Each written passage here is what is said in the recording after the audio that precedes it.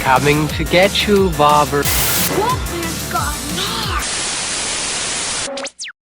Wrong Turn 3 Left 4 Dead is a 2009 horror movie directed by Declan O'Brien, and it stars Tamir Hassan, Tom McKay and Janet Montgomery. So the quality declined from Wrong Turn to Wrong Turn 2, and this one's no exception. The movie quality does decline again. This is the second sequel in the Wrong Turn franchise, and again this one is straight to video. When a transfer bus crashes in a West Virginia forest, a group of convicts and a corrections officer meet a rafter who's on the run from cannibalistic hillbillies who have murdered her friends. We've got Three Finger back again, played by somebody else, and he's back for a third outing.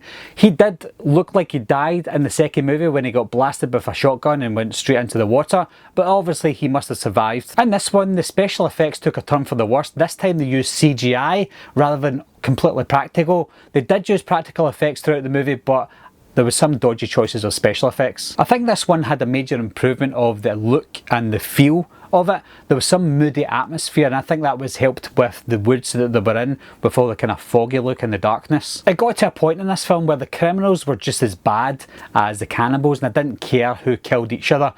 There was a bad guy who was undercover, and I think his cover was pointless because he never even got a chance to reveal himself as being an undercover cop. He died before he could even reveal that, so I thought that was quite silly. There was a scene that I had to rewind because during the movie, the bus that crashed with all the criminals on it, it blew up, and then later on in the movie they find the bus and it was intact. This is a kind of nod that I like to see. There wasn't that many nods in the second movie with regards to the first movie, but in this one we have the correctional officers who lived around that area said there was this tower that he wanted to go to try and get help. They get to the tower, but it's all burnt down, and that in fact is the tower from the first movie. There's a little nod to Cannibal Holocaust. We've got to the third movie in the franchise and we've got a different hillbilly house in the woods again, so I think at this point in time we've got to accept the fact that they've got lots of houses within the West Virginia woods. This one was stranger because this one seemed like a tidy house, and as usual we have a twist ending, but I quite liked this ending because we had a twist at the end that was also twisted again, so that was really well done. If there's a major positive that I have for this movie is the fact that they changed the storyline up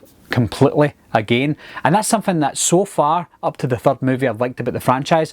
Each movie is completely different. The first movie is about a car accident and they're lost in the woods. The second movie they're on reality TV, and then the third movie it's about convicts whose bus crash in the West Virginia woods. Three completely different storylines, and I have to admit I really liked the storyline of the criminals crashing in West Virginia woods because we know we've got a good battle on our hands, criminals versus the hillbillies. Another positive I have for this one is they had less cannibals. There was only two that I could count, one in particular, Three Finger, and that's a major improvement from the second movie because, like I said in that review, there was so many cannibals you couldn't really count them. In this movie, the less cannibals the better. Apart from the obvious cheapness of this film, a couple of negatives that I have was the storyline seemed to revolve around the criminals more than the cannibals. I know that the characters, you want to get behind the characters, but because we hated most of these characters so much, I wanted them to rely less on having a storyline involving these criminals.